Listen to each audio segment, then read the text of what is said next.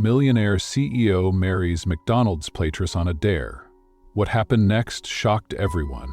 He never meant to see her. Not in that place, not like that. But there she was, a young woman in a cheap uniform, wiping crumbs off plastic tables, while outside his luxury car waited under the cold Chicago sky. Blake Hamilton had built empires, broken competitors, and silenced boardrooms with a single glance. But as he watched Rachel Adams gently tuck a napkin into a little girl's coat pocket and smile like the world hadn't already failed her, something inside him twisted. "You want a real challenge?" his friend whispered beside him. "Bill Miller says you can't marry someone like her." Blake stared across the fluorescent-lit restaurant. This was supposed to be easy, but that was before one cruel bet would cost him everything, including his heart. The city pulsed beneath the winter sky, sharp winds slipping between glass towers like whispered secrets. Chicago was always like that, cold, brilliant, and utterly indifferent. For most people, it was a place where dreams were bartered and broken beneath bright neon lights. But for Blake Hamilton, it was his kingdom. At 35, Blake had built one of the most powerful tech companies in the country. Every decision was calculated, every risk weighed. Private jets, oceanfront villas, tailored suits that cost more than most people earned in a year. This was his world. And in this world, emotions were liabilities. Love? That was a word for the foolish. He didn't believe in accidents, not until that night. His friends laughed behind him, voices echoing against the cheap linoleum walls of the small McDonald's. They weren't supposed to be here. This was a joke to them, a way to pretend, just for a moment, that they lived in a world of ordinary people. Caleb Monroe, his oldest friend, leaned in with that familiar glint of mischief in his eyes. "You've done it all, Blake. Built an empire, won every negotiation, had every woman you ever wanted." His voice lowered into a challenge. "But I bet there's one thing you can't do." Blake barely glanced up from his black coffee. "I'm listening." Caleb nodded toward the counter where she stood. Rachel Adams. Her hair was pulled into a loose ponytail, strands slipping free as she balanced trays and wiped down tables. Her uniform was faded, but she carried herself with a strange, quiet grace, like she was holding the weight of the world on her shoulders, and yet still managing to stand tall.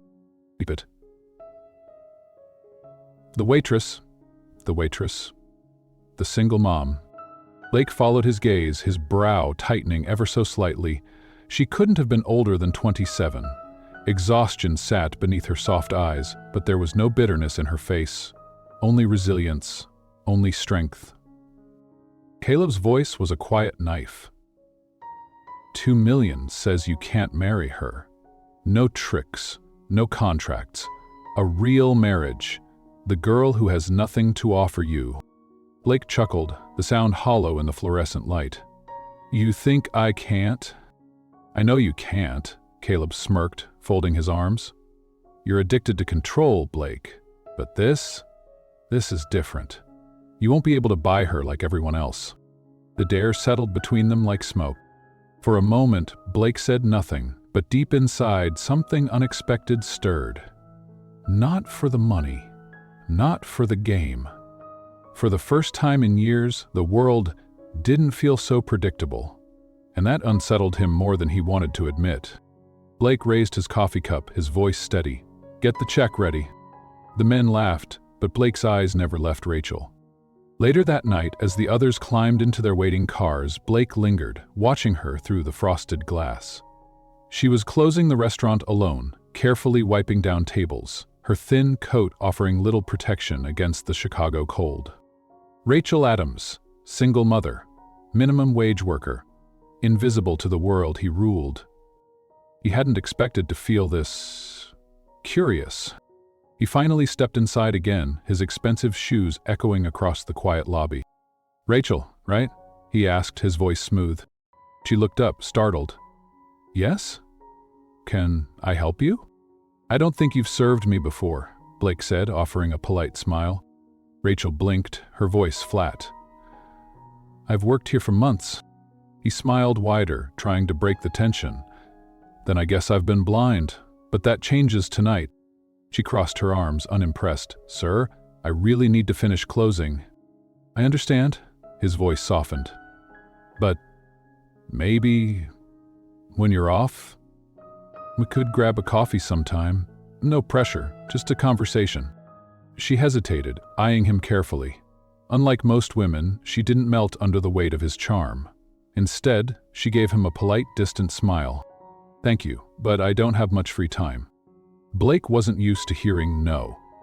But instead of irritation, something else flickered inside him. Respect. He smiled again. I'm persistent, Rachel. You'll find that out. Rachel shrugged. Good luck with that. She walked away, leaving him standing there in the empty restaurant, heart beating with something unfamiliar. It was supposed to be simple. A bet, a game, a brief distraction. But for reasons he couldn't explain, Blake Hamilton walked back into the cold night air already knowing the truth. This was no longer about the bet. Chapter 1. The dare that started it all. The hum of the city faded as Blake Hamilton sat inside the dimly lit McDonald's, a place far beneath the world he knew, but oddly comforting in its simplicity. Around him, Caleb and the others joked and sipped their sodas, their laughter bouncing off plastic seats and cheap tile floors. Blake. Caleb smirked, leaning forward, voice laced with amusement. You do realize you've officially run out of challenges. Blake didn't look up from his phone. Is that so? You've conquered every boardroom. You've seduced every model in Manhattan. You've won every deal before your competitors even knew they were playing. Caleb let the words linger, watching his friend for a reaction. But you've never taken a risk that actually costs you something. Blake's eyes finally lifted, calm but sharp. I don't gamble on things that cost. Caleb's grin widened. Exactly my point. You always play safe. Even your risks are calculated, which is why I'm offering you something uncalculated. Blake sighed, setting his phone down. Get to the point. Caleb's gaze shifted across the room. Blake followed his friend's eyes to the woman behind the counter, Rachel Adams. She was refilling the napkin dispensers, her movements fluid but tired. Her light brown hair was pulled back into a simple ponytail, and faint shadows rested beneath her eyes, the kind of exhaustion only single mothers truly understood. Yet she carried herself with a quiet dignity that caught Blake off guard. Rachel Adams, Caleb said, lowering his voice. 27. Single mom, her daughter's 5, works double shifts to make rent. No family, no safety net, no one like you. Blake's expression didn't change. And I'm betting you can't get her to marry you. A chuckle escaped from the group at the table. Blake stared at Caleb, unamused. $2 million, Caleb added, his voice quieter now, baiting him. A real marriage. No contracts, no prenups, just you, her, and your charm. Blake glanced back at Rachel. Her thin frame, the worn shoes, the slight hunch in her shoulders. She looked nothing like the women who usually circled his orbit, the polished, hollow perfection of high society. He should have laughed, declined, walked away, but something about her drew him in. Not out of pity. No, Rachel wasn't someone to be pitied. It was the quiet fight in her eyes. Like life had kicked her down 100 times, but she kept standing. You're serious, Blake finally said. Caleb smiled, sensing the shift. Dead serious. 2 million. If you win, it's yours. If you lose, you admit you finally found a challenge you couldn't conquer. The others laughed again, but Blake didn't hear them. His focus remained locked on Rachel as she gently picked up a small cup of ketchup that had fallen from a tray. Her movements careful, like everything mattered. Like even the smallest things deserved her attention. The bet was ridiculous, absurd, pointless. And yet, the game whispered to him. Blake leaned back, a faint smile curling at the corner of his lips. Deal. The men erupted into laughter, clinking soda cups in mock toasts. But inside, Blake felt something stir, something he couldn't quite name. The next evening, Blake returned, alone. He entered quietly, without his usual entourage, blending into the background as best he could in his tailored suit. The restaurant was quieter this time.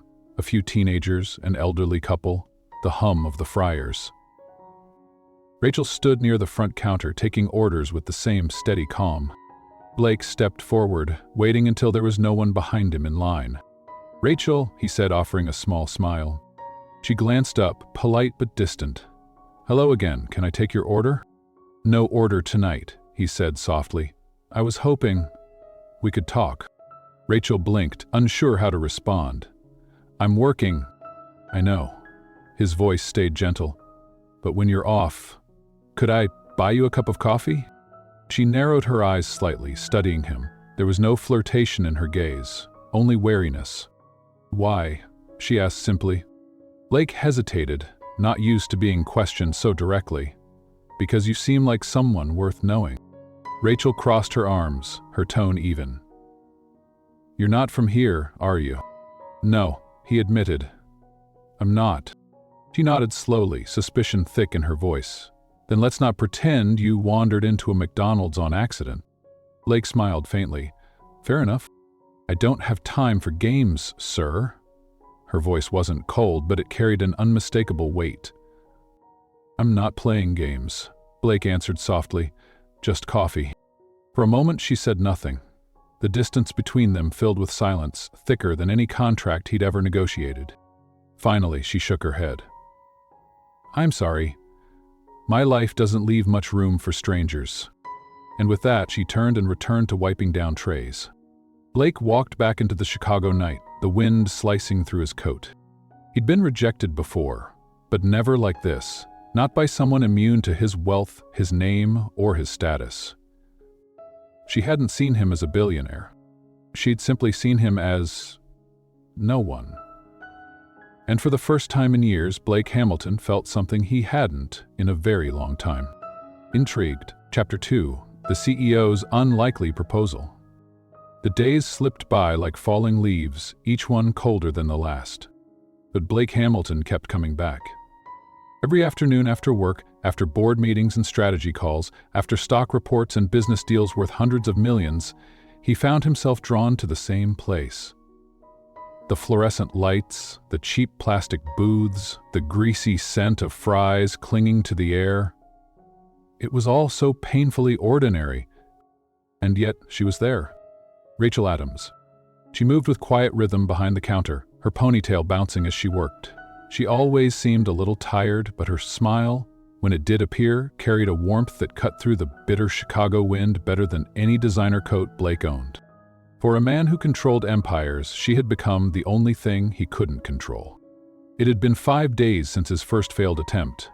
Tonight, as the last customer left, Blake approached the counter again, rehearsing words he never thought he'd need. Rachel was wiping down the register, her shift finally nearing its end. She saw him coming before he spoke and sighed softly. "You're back," she said. He nodded. "I told you I was persistent." "But you did," she replied, folding the rag and setting it aside. For a moment, neither spoke. The air between them was fragile. Blake spoke first. "You don't even know my name." Rachel tilted her head, skeptical. "You never gave it." "It's Blake," he offered, extending his hand. Rachel stared at it for a beat, as if weighing whether touching him would pull her into something she couldn't undo. Finally, she shook his hand briefly, her grip firm but distant. "Rachel." "I know," he smiled. "I asked around." She pulled her hand back. "Of course you did." Blake exhaled, searching for the right words. "I'm not here to waste your time, Rachel. I know you're a single mother. I know you're doing everything you can for your daughter. And I know that you're stronger than most people I've ever met." Her eyes narrowed. "Did you come here to pity me?" "No," he said softly, his voice genuine. "I came here because I respect you." Rachel crossed her arms. "You don't know me. That's what I'd like to change." She stared at him for a long moment. And then, perhaps against her better judgment, her expression softened, if only slightly. "My daughter is my priority," she said firmly. "I wouldn't expect otherwise." She shook her head, folding her arms tighter. "You're rich, powerful, from a world I don't even understand. You don't belong here, Blake. Maybe that's why I keep coming back." His honesty surprised her, and it surprised him, too. "I don't date," she added. "This wouldn't be a date," Blake said carefully, his voice quieter now. "This would be a proposal." Rachel blinked. "Excuse me?" "I'm serious," Blake continued. "I want to help you. I want to give you and your daughter a better life, a safe life, no debt, no struggle, no more late shifts, worrying about how to make ends meet. Rachel's stomach twisted. And in exchange, we marry. She froze. Her mind raced, spinning through the absurdity of what she was hearing. You want me to marry you? She whispered, her voice barely audible. Yes, Blake said simply. A real marriage. Rachel laughed bitterly, taking a step back. Are you insane? You don't even know me. What kind of person proposes marriage to a woman he's spoken to for, 15 minutes? Total? Blake remained calm. A man who knows exactly what he wants. She shook her head in disbelief. This isn't some fairy tale, Blake. No, it's not, he agreed. But it could be a solution. A solution for who? For you? For both of us. Rachel's chest tightened. She wanted to scream, to curse him for thinking he could fix her life with money. But as the words formed on her tongue, Chloe's face flashed in her mind. Her little girl, sleeping in their tiny apartment, bundled under too many blankets because the heating bill was late, again. For years, she'd fought to keep Chloe safe, fed, and warm. Every sacrifice, every long shift, every tear she wiped away alone. It was all for her daughter. And now this man stood before her, offering a life she never imagined. A home, a future, a father figure for her daughter. But at what cost? Rachel swallowed, her voice tight. And what happens when you get bored, when you decide, I'm not enough? Blake's gaze softened for the first time. I'm not offering you charity, Rachel. I'm offering you partnership. I'll take care of you and Chloe. No games, no expectations, just stability. Her throat burned. Why me? His voice was barely above a whisper. Because you're real. And I've spent my whole life surrounded by people who aren't. Silence stretched between them, thick and heavy. Finally, Rachel exhaled, her shoulders trembling. I need time. Take all the time you need, Blake said gently. She nodded once, then turned back to finish wiping down the counter. As he left the restaurant, stepping into the cold Chicago air, Blake allowed himself a small, unfamiliar feeling. That night, Rachel lay awake long after Chloe had fallen asleep beside her. She watched the soft rise and fall of her daughter's chest. The tiny fingers curled under her chin. The apartment walls were thin, the rent was late, and winter was coming fast. Her mind echoed with Blake's words. I want to give you and your daughter a better life. Tears slipped quietly down her cheek as she stared at the cracked ceiling. She didn't know if this man could be trusted, but she knew one thing. She was running out of options. Chapter 3, Into His World. Snow fell softly outside as Rachel stood in the grand marble entryway, her heart pounding beneath her winter coat. The mansion was unlike anything she had ever seen, like stepping into a different universe. Crystal chandeliers glittered above her head. The sweeping staircase curved like something from a movie, each step covered in thick, pristine carpet that muffled every sound. Large oil paintings hung on the walls, their gilded frames catching the light as if they were watching her. Her entire apartment could fit into this entryway. Twice over, behind her, Chloe clutched Rachel's hand tightly, her little eyes wide as saucers, spinning from one glittering object to the next. Mommy, is this a castle? Rachel squeezed her daughter's hand. Something like that, baby. From the top of the staircase, Blake appeared. Dressed in a dark, tailored suit, his presence filled the room effortlessly. But tonight, his expression was softer, lacking the cold precision she had seen when they first met. Welcome home, he said quietly.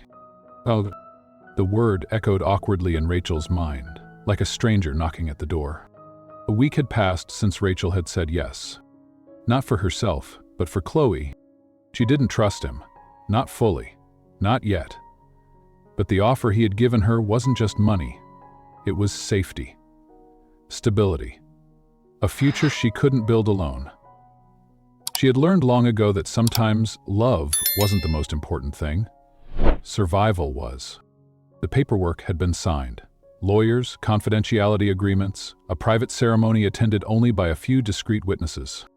No family, No friends? Just her, Chloe, and a man she barely knew. Blake descended the stairs slowly and knelt in front of Chloe, his voice warm. "Hello, Chloe, how do you like your new house?" Chloe hesitated for a moment, peeking up at her mother before offering a small, shy nod. "It's big." He smiled. "Yes, it is, but you'll get used to it. There's even a room full of toys just for you." Chloe's eyes lit up. "Really?" Rachel watched her daughter's face soften with innocent wonder. For Chloe, none of this felt complicated. It was only magical. Rachel wished she could borrow some of that innocence. Blake stood again and looked at Rachel. "Let me show you around." She followed him through endless hallways and rooms that felt more like luxury museums than living spaces. Glass-walled offices, a private library, a dining room with a table long enough to seat 20 people. Every inch of it screamed wealth, but to Rachel, it all felt hollow. "Where is everyone?" she asked. Blake glanced at her, as if surprised by the question. "There's staff, but they know to keep a respectful distance. I prefer my privacy." Rachel nodded, though the emptiness of the house only made her feel smaller. They reached the bedroom he had prepared for her, a room bigger than her entire apartment back in the city. Soft cream walls, plush carpets, a bed that looked like it belonged in a royal palace. "This will be your room," Blake said gently. "Chloe's is right next door. Hers is fully furnished with toys and books."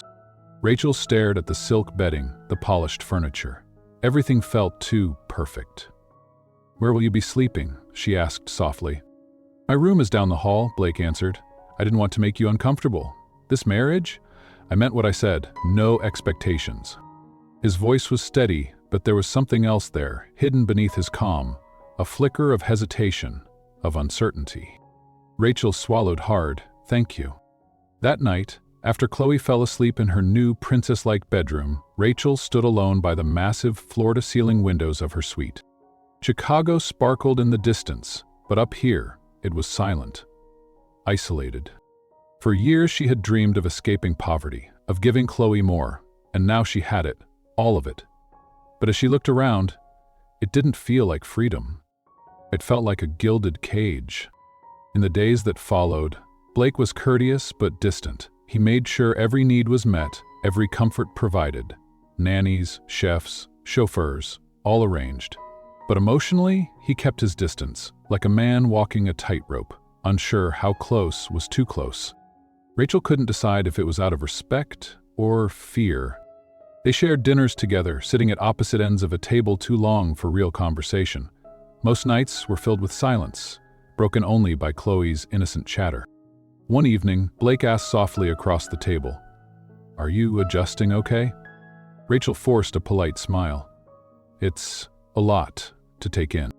If you need anything, I'll let you know," she said quickly.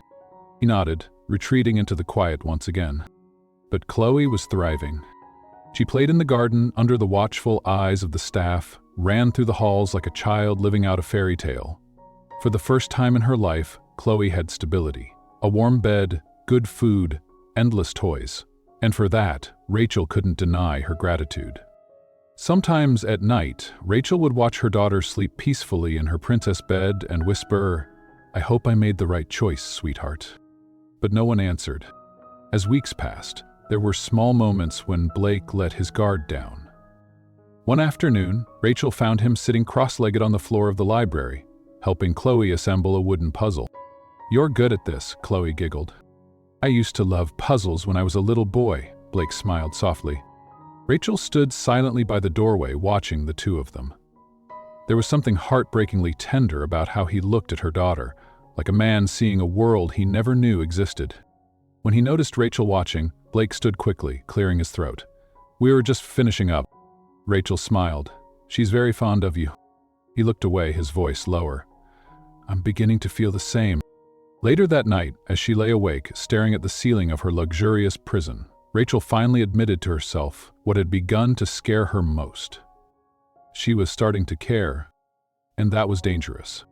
Because no matter how much money Blake Hamilton had, he was still a stranger. And strangers carried secrets. Chapter 4. A Taste of Family. The dining room shimmered beneath the crystal chandelier, casting warm light across the long mahogany table.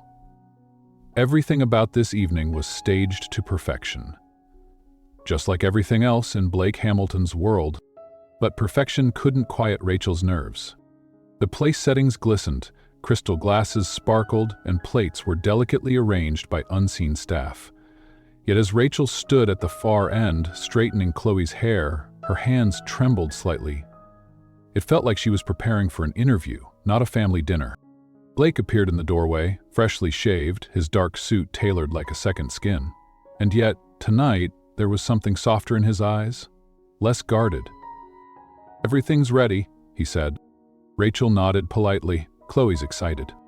Chloe, perched on a tall chair, beamed up at Blake. "You have so many forks, Mr. Blake." Blake smiled, lowering himself to her eye level.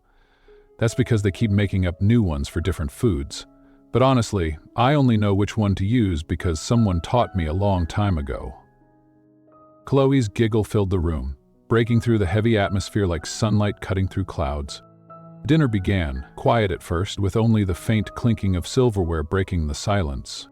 Blake sat at the head of the table. Rachel sat several seats away, carefully watching Chloe cut her small chicken breast into tiny pieces.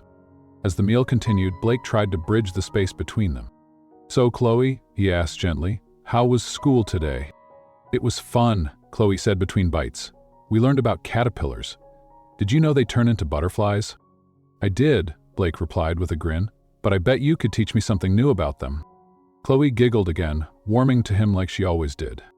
Rachel watched silently, her heart tightening as she saw Chloe's bright eyes light up in conversation with Blake. It was both beautiful and terrifying, because this was the danger, the illusion of family, the pull of something that felt too good to be true. After dinner, they moved into the cozy sitting room, where the crackling fire softened the edges of the grand estate. Chloe, now fully comfortable in this new world, nestled herself onto Blake's lap with a children's book in hand. "Can you read it to me?" she asked. Blake's brow lifted in surprise. "You want me to read it?" She nodded with eager eyes. Blake glanced at Rachel briefly, unsure. But Rachel smiled faintly. "You don't have to." "I want to." His voice was careful at first, a bit stiff as he read the opening lines.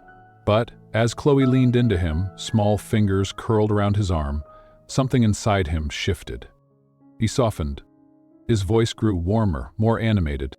He read with pauses and silly voices, something entirely unlike the cold executive she had first met. Rachel sat quietly nearby, watching them both. And for the first time since she walked into Blake's world, she saw him not as the billionaire CEO, not as the man behind the cruel bet, but as something far more dangerous. A man who could make her feel safe. When the book ended, Chloe yawned and leaned her head against Blake's chest. "Thank you, Mr. Blake." "You can call me Blake, sweetheart." She shook her head sleepily. "I like Mr. Blake." He chuckled softly, brushing a hand over her hair. "Then Mr. Blake it is." Rachel's throat tightened as she watched the quiet tenderness in his eyes. His hand lingered gently on Chloe's back, as if afraid to let go. The silence between them wasn't awkward tonight. It was filled with something far heavier. Unspoken warmth, undeniable fear, and a question that neither of them could voice yet.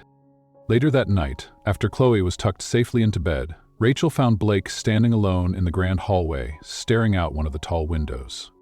She hesitated before stepping closer. "Thank you for tonight," she said softly. "For trying."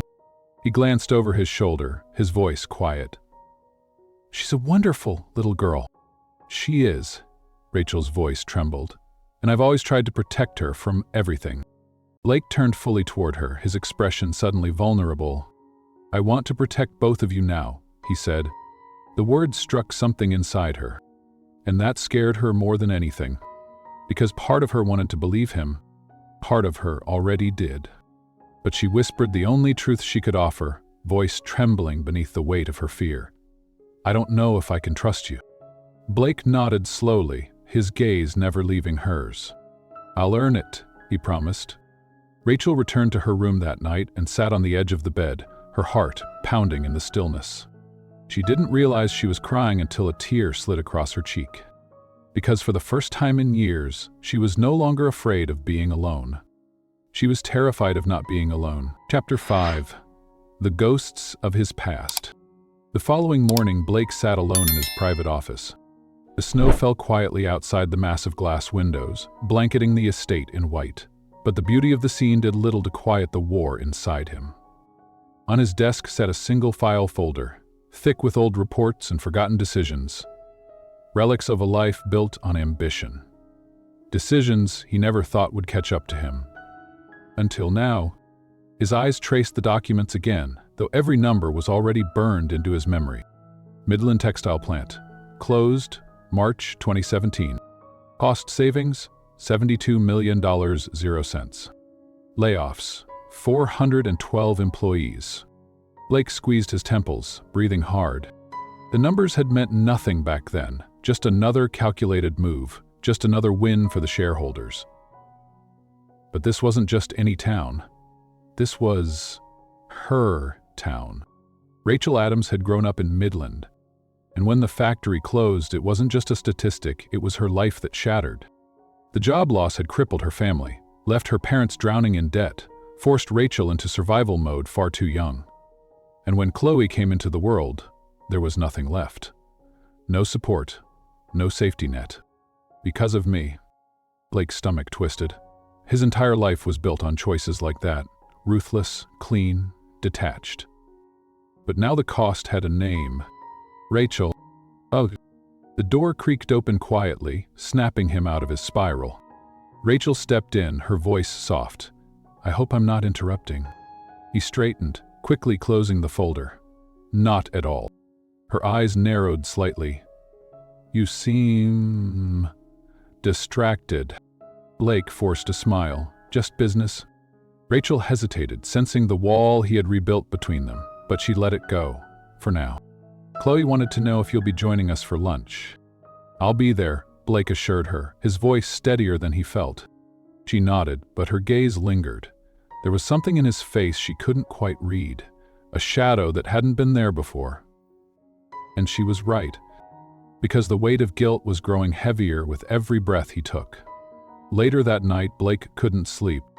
He stood in the dim light of the library, staring into the flickering flames of the fireplace. His father's portrait hung above the mantel, cold eyes frozen in oil paint, as distant as the man had been in life. Blake could still hear his voice in his head. The moment you hesitate for emotion, you lose everything. He had lived by that rule for years, had become rich by it, untouchable. And yet now here he was, broken by the very thing his father warned him about. Emotion, love, regret. Days passed, but Blake couldn't escape the pull of his past. At night, as Rachel slept down the hall and Chloe snuggled into her bed, Blake would sit awake, staring at old financial statements and legal reports. The factory, the layoffs, the choices that had led him here. And the cruel irony that the woman he was falling for was collateral damage in his empire's climb. One evening, Blake found himself standing outside Chloe's room. The door was slightly ajar. Inside, Rachel sat on the edge of the bed, softly humming as she stroked her daughter's hair. Chloe was already drifting off, clutching a small stuffed rabbit. Rachel whispered gently, "Good night, baby. Mommy loves you more than anything."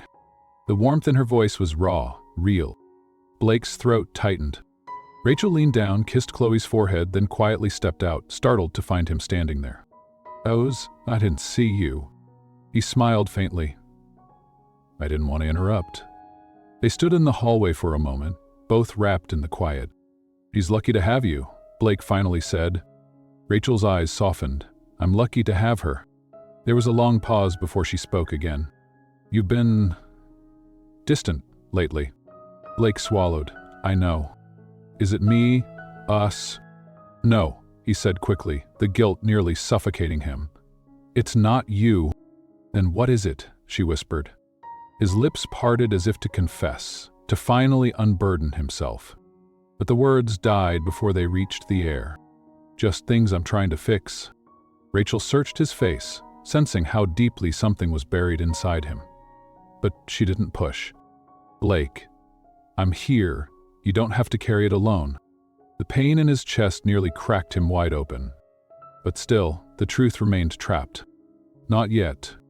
That night, as he lay in bed, staring into the darkness, Blake finally understood what terrified him most. He had built a life by destroying others without consequence. And now for the first time, he stood to lose something he truly cared about. Because Rachel's forgiveness wouldn't come cheap. Not when she learned the full truth.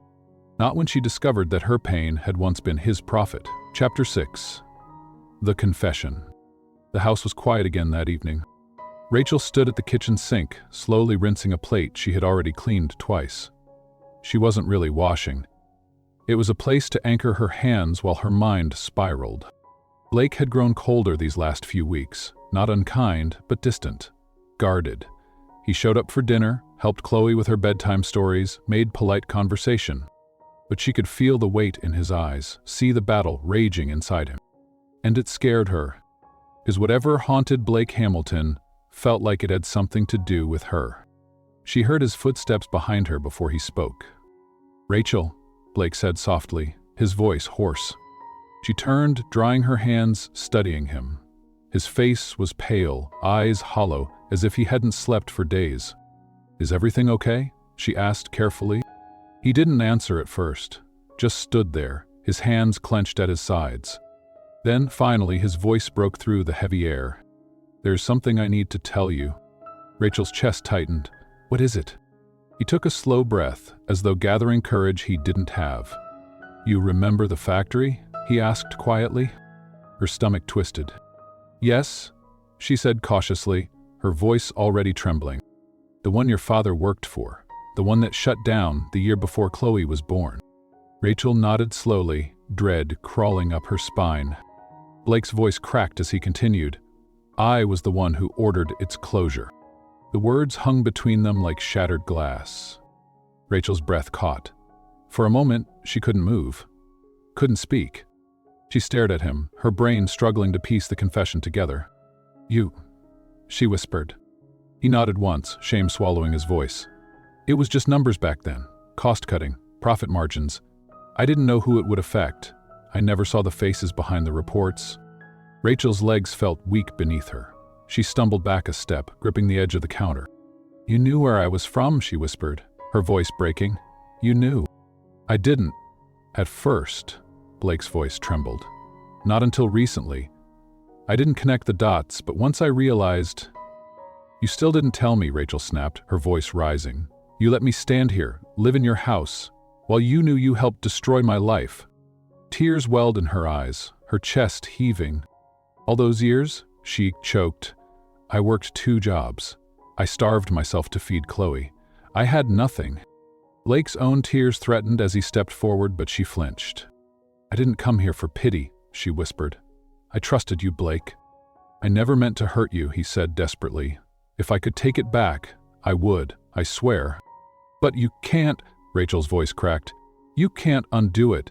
You were the man who took everything from me, and now you stand here pretending to save me." For a moment, neither spoke. The only sound was Rachel's ragged breathing and the hum of the refrigerator. She finally looked up at him, her voice shaking.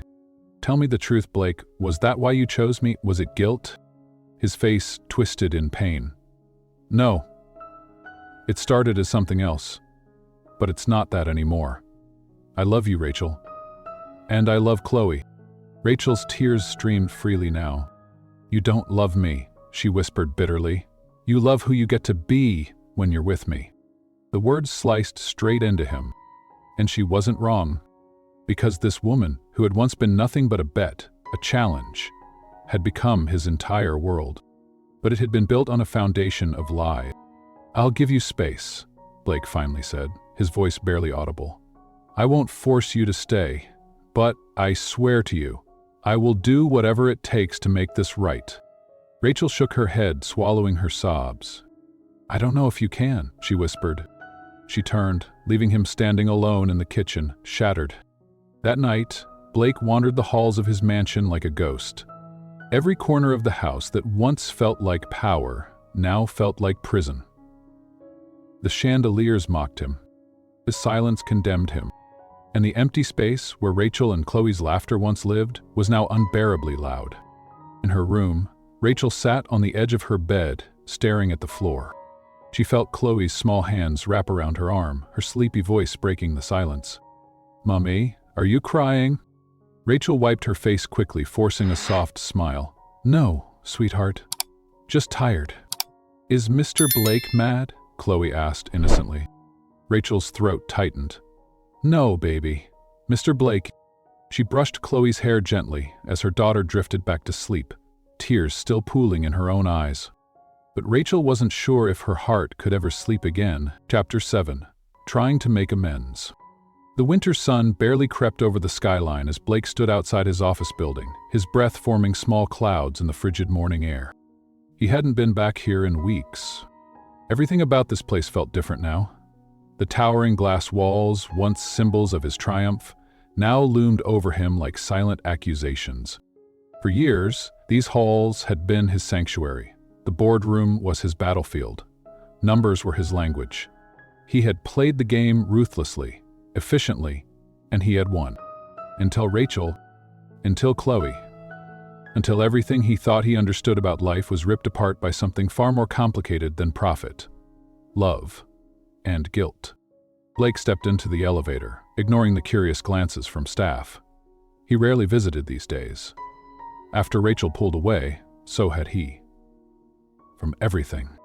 The elevator chimed softly as he reached the executive floor. Inside his corner office, the city sprawled beneath him, a frozen world of light and ambition, the empire he had built. The empire that had cost her everything. His hands trembled slightly as he opened another file on his desk, a list of every employee laid off during the Midland factory closure. Names, hundreds of them. Lives broken because of one decision. Because of him. For the next 2 days, Blake did what no advisor or PR firm would have recommended. He drove to Midland. No assistants, no cameras, no lawyers to spin the story. Just him and the people whose lives he had helped destroy. The drive was long, winding through frozen highways and silent stretches of farmland. But as he approached the town's outskirts, guilt weighed heavier on his chest. The town had never fully recovered. Many stores were boarded up, windows still shattered, paint peeling. Signs of life clung on, but barely. Families had scattered, businesses had collapsed. And among them, years ago, had been Rachel. Blake parked in front of what used to be the textile factory. The massive building sat abandoned now, a hollow skeleton of brick and steel, half buried in snow. The tall smokestacks stood like gravestones against the pale sky. He closed his eyes for a moment, forcing himself to breathe. Then he walked. Over the following days, Blake knocked on doors. One by one, he met faces aged far beyond their years. Men who had once worked the machines, women who had once folded garments and loaded trucks, grandparents who were now raising their grandchildren because their own kids had moved away, lost to addiction or poverty. He listened as they spoke, some with anger, some with quiet exhaustion. "You took my pension, Mr. Hamilton. My husband never recovered after he lost that job. My daughter dropped out of college because we couldn't afford her tuition anymore. You got richer, we lost everything." Blake didn't argue. He didn't defend himself. He simply stood there, absorbing every word like blows he knew he deserved. At the end of the week, he sat down at a small diner, the kind Rachel once worked in. He opened his laptop and began the process. By the time night fell, Blake had transferred millions into a private fund dedicated entirely to supporting the former factory workers and their families. Debt relief, medical bills, college tuition for their children, small business grants. He couldn't undo what he had done, but maybe, just maybe, he could help rebuild what he had broken. Back in Chicago, Blake returned home to a house that still felt unbearably empty. Rachel hadn't spoken to him since that night in the kitchen. Chloe's absence echoed louder with each passing day. He stared at his reflection in the tall living room windows, barely recognizing the man who looked back at him. Not the ruthless CEO, not the cold strategist. Just a man who had finally learned how deeply one choice could ruin another person's life, and how much harder it was to rebuild trust once it was lost. Later that week, Blake sent Rachel a message. A simple text. "I need to see you, please, just once." Hours passed before his phone buzzed. Her reply was short. Tomorrow, 7 p.m. The next evening, Blake arrived at the small coffee shop where Rachel had agreed to meet. It was a far cry from the glittering restaurants he was used to, but it was perfect, quiet, honest. When Rachel walked in, his chest tightened. She looked tired, guarded, but still so heartbreakingly beautiful. She sat across from him, folding her hands on the table, eyes cool, but curious. Blake spoke first. I went to Midland. Rachel's brows lifted slightly, but she said nothing. I visited the people who lost everything when I closed that factory. I listened. I apologized. He swallowed hard before continuing. And I set up a fund. For every family, for every child who lost their chance because of me. It's not enough, but it's something. Rachel stared at him, her face unreadable. Why? Blake's voice was steady. Because I was wrong. And because it was never just numbers. It was people. It was you. Tears brimmed in her eyes, but she held them back. Why tell me this now? She whispered. Because I don't want to hide anymore, Blake said softly. Not from you. Not from who I used to be. Rachel looked away, her throat tight. She wanted to hate him, but she couldn't. Not when he sat before her, stripped of every excuse, finally seeing what he had refused to see for so many years. I'm not asking for forgiveness, Rachel, Blake whispered. I know I may never deserve it, but I will spend every day proving to you that I've changed. Her breath trembled as she looked at him, and for the first time since everything shattered, a sliver of something unfamiliar returned. Not forgiveness. Not yet. But possibility. Chapter 8. The Betrayal Revealed. For the first time in weeks, Rachel felt a fragile sense of calm return to her chest. She had seen him trying. Blake's confession about Midland had broken something inside her, but the days that followed revealed a side of him she hadn't expected. A man desperate to repair what he had shattered, not only for her, but for dozens of others. He was different now, humbler, softer, but still, a small voice whispered inside her heart, "What else haven't you told me?" That question was answered far sooner than she expected. It was a quiet Sunday afternoon. Rachel was helping Chloe with a puzzle on the living room floor, while the soft winter sun streamed in through the tall windows. Blake had stepped out briefly to take a business call. For once, the house didn't feel so empty anymore. Then came the knock on the door. Rachel stood, expecting one of the staff or perhaps a delivery. When she opened it, Caleb stood on the threshold. She recognized him from photographs, Blake's friend, the one she had never formally met, but had heard mentioned enough to know his role in Blake's old world. "Mrs. Hamilton," he said with a polite but smug smile. "Mind if I come in?" Rachel's eyes narrowed. "Blake's not home." "Oh, I know." Caleb stepped inside anyway, his tone casual but sharp. "Actually, I came to see you." Rachel's stomach twisted. "Why?" Caleb paced slowly into the grand room, glancing around at the lavish decor. "It's quite a life you've built here." "Impressive, really." Her voice tightened. "Say what you came to say." He turned, his smile sharpening like a blade. "I just thought you deserved to know the whole truth," he said softly. "After all, you've only heard Blake's version of how this little fairy tale started." Rachel's heart pounded. "What are you talking about?" Caleb stepped closer, voice low and cutting. "The bet." Rachel blinked. "What bet?" "The one that brought you here, sweetheart?" His voice was dripping with cruel amusement. $2 million. That's what I offered him. To marry someone completely beneath his world, no strings, no contracts, just to prove he could do it. The blood drained from Rachel's face. Her knees nearly buckled, but she grabbed the back of the couch to steady herself. "That's not true," she whispered. "You're lying." Caleb chuckled. "Oh, Rachel, I was there. I made the offer. You were nothing more than a game to him." Her head spun. The room seemed to tilt around her. Caleb studied her reaction, amused by her devastation. "I suppose I shouldn't blame him," he continued. "You made it so easy for him. Poor single mom, just trying to survive. You were perfect."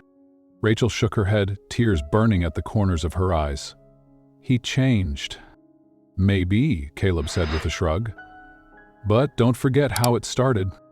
The front door opened behind them and Blake stepped inside, his voice calm at first. "Caleb?"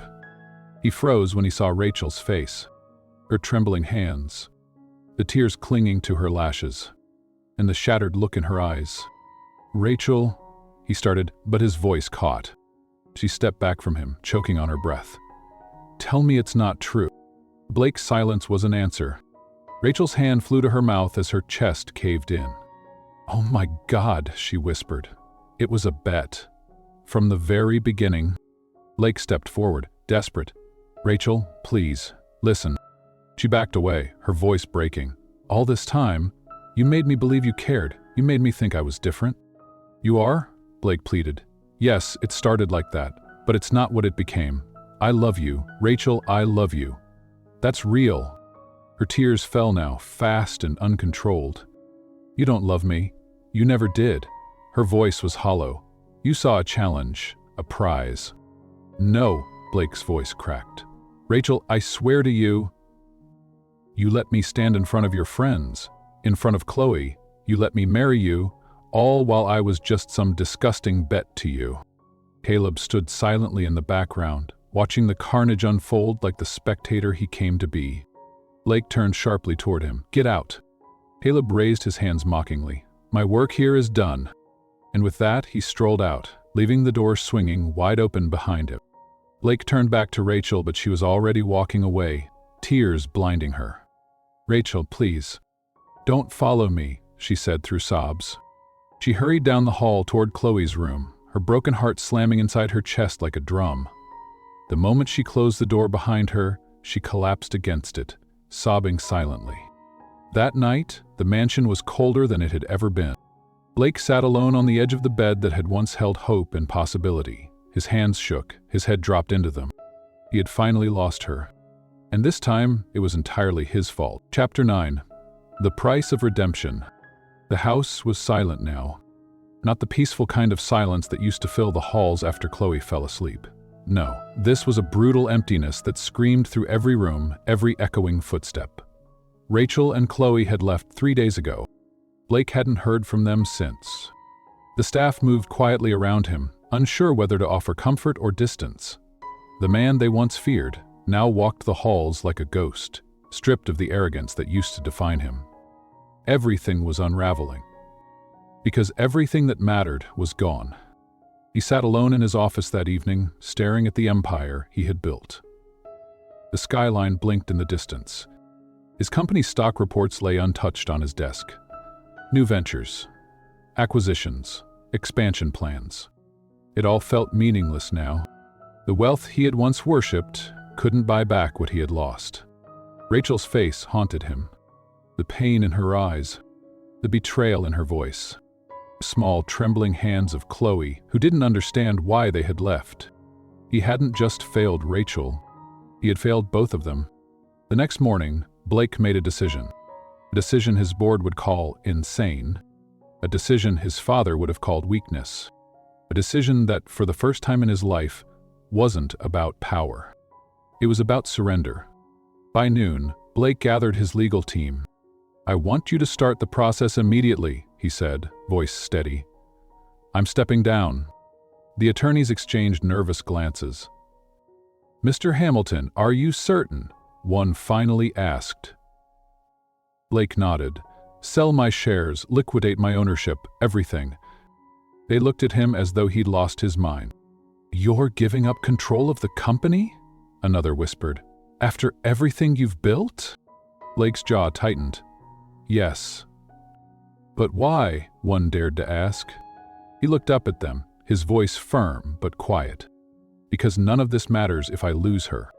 The following days were a blur of paperwork, meetings, and headlines. News outlets speculated wildly.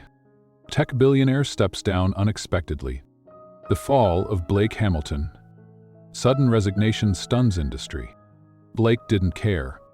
The press could spin their stories, the financial world could analyze the collapse. Because for the first time in his life, he was finally free from the prison he had built. Free to fight for the only thing that had ever truly mattered. Rachel. Weeks passed. Rachel remained silent.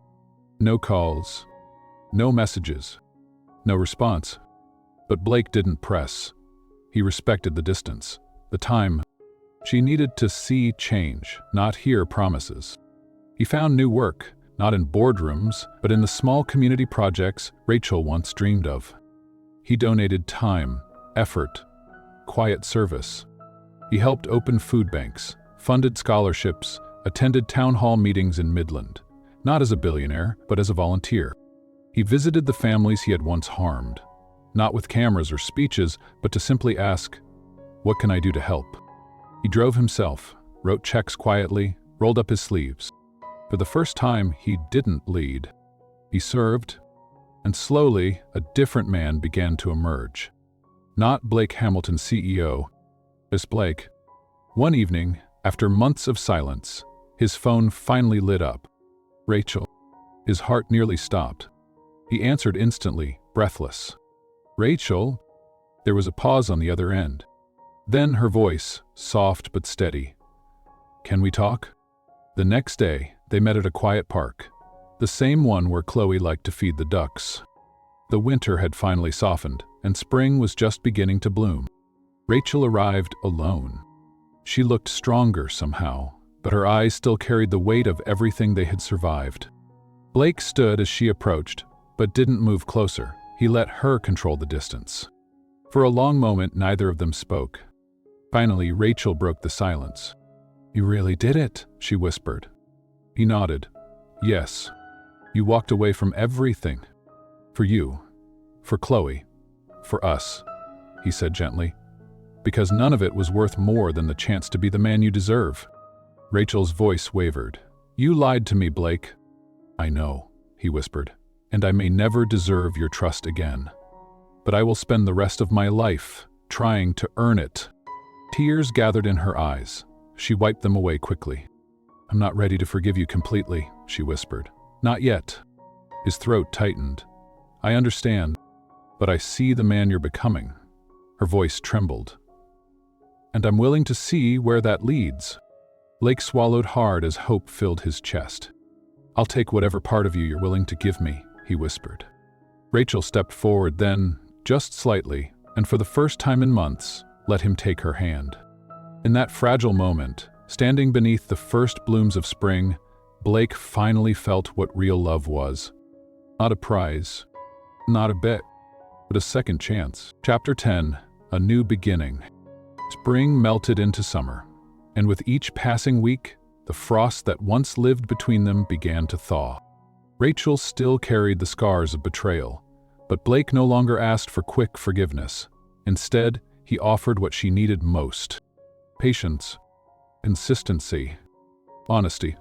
They started small: lunches at quiet cafes, walks in the park while Chloe chased butterflies and picked wildflowers. Conversations that no longer skirted around difficult truths but faced them, even when it hurt. And through it all, Blake showed up, not as a man trying to win, but as a man learning to love the right way. Chloe, in her innocent wisdom, accepted Blake long before Rachel did. "Mr. Blake, can I call you Daddy now?" she asked one evening as they all sat on the living room floor, piecing together a jigsaw puzzle. Blake's breath caught. His eyes met Rachel's, silently seeking her permission.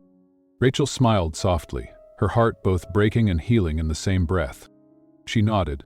Blake turned back to Chloe, his voice thick with emotion.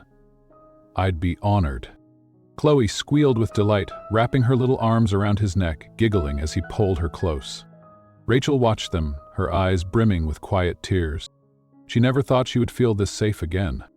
That fall, they moved into a much smaller house, far away from the cold marble mansion that had once suffocated her. The new home was warm, simple, lived in. Rachel filled it with laughter, Chloe filled it with drawings taped to the fridge and muddy shoes kicked off by the door. And Blake filled it with something she once thought impossible: stability. Months later, as snow returned to the Chicago streets, Blake surprised Rachel with a small, intimate dinner at their favorite little cafe, the same one where they first spoke after his trip to Midland. A simple bouquet of daisies sat in a mason jar at the center of the table. No cameras, no staff, just them. When dessert came, Blake reached into his jacket and placed a tiny velvet box on the table. Rachel froze. Her breath caught as he opened it, revealing a simple, elegant ring. Not a flashy symbol of wealth, but one that spoke of sincerity. "I'm not asking you out of guilt this time," Blake said softly, his voice trembling. "I'm asking you because every day since I met you, you've made me a better man. You taught me what love means." He swallowed. "I want to spend the rest of my life earning your trust, your laughter, and your love. Will you marry me?" Again, this time for real. Rachel's hand covered her mouth as tears filled her eyes. She had dreamed of this moment once, a long time ago when she still believed in happy endings. And now, here it was, not perfect, but real. Slowly, she lowered her hand and whispered, "Yes." Their wedding was nothing like the first one. No lawyers, no hidden deals, no contracts, only family, only truth, only love. Under the golden canopy of autumn leaves, Chloe proudly walked her mother down the short aisle. Blake stood waiting, his eyes glistening as Rachel approached, radiant, glowing, free. As they exchanged vows, Blake held her hands and spoke the words she had once feared she'd never hear. "No more lies, no more bets. Only you, only us," Rachel whispered back, her voice breaking softly. "And this time, I believe you." Years later, their family grew. Chloe blossomed under Blake's steady presence, thriving with the kind of fatherly love she had never known. One quiet evening, Rachel handed Blake a small, wrapped package while they sat by the fireplace. Inside was a tiny pair of baby shoes. Blake stared, his breath caught. Slowly, his eyes filled with tears as realization swept over him. "We're having a baby?" he whispered. Rachel nodded through her happy tears. "We're having a baby." He pulled her close, holding her like she was the most precious thing in the world, because now she was. As the snow began to fall outside, Blake whispered softly into Rachel's ear, "Thank you for forgiving me." Rachel smiled, resting her head on his chest. "You gave me something even better," she said. "You changed." If you had asked Rachel years ago, she never would have imagined this ending. Not after the heartbreak, not after the betrayal, not after the night she discovered the man she trusted had once made a cruel bet that brought her into his world. For a long time, the pain felt too deep to forgive. But love, real love, isn't perfect. It's not born from grand gestures or flawless beginnings. It's built slowly, painfully, through broken pieces stitched back together, one choice at a time. Blake had once lived his entire life chasing power. He thought success was measured by what you owned, by how much you could take, by how little you needed to feel. But standing in that quiet home years later, holding his newborn son in one arm while Chloe giggled nearby and Rachel smiled softly beside him, Blake finally understood. The greatest success he would ever know wasn't the company he built. It was the family he almost lost. Because love isn't something you win. Love is something you surrender to. It asks for your pride. It demands your honesty. And if you're lucky, if you're brave enough, it offers you something that not even $1 billion can buy. A second chance. To those listening, sometimes the people who hurt us most are also the ones willing to lose everything to make it right. Forgiveness doesn't erase the past, but it can build a future. If you've ever been broken, if you've ever feared trusting again, let Rachel and Blake remind you. True love is not about how you begin, it's about who you choose to become together.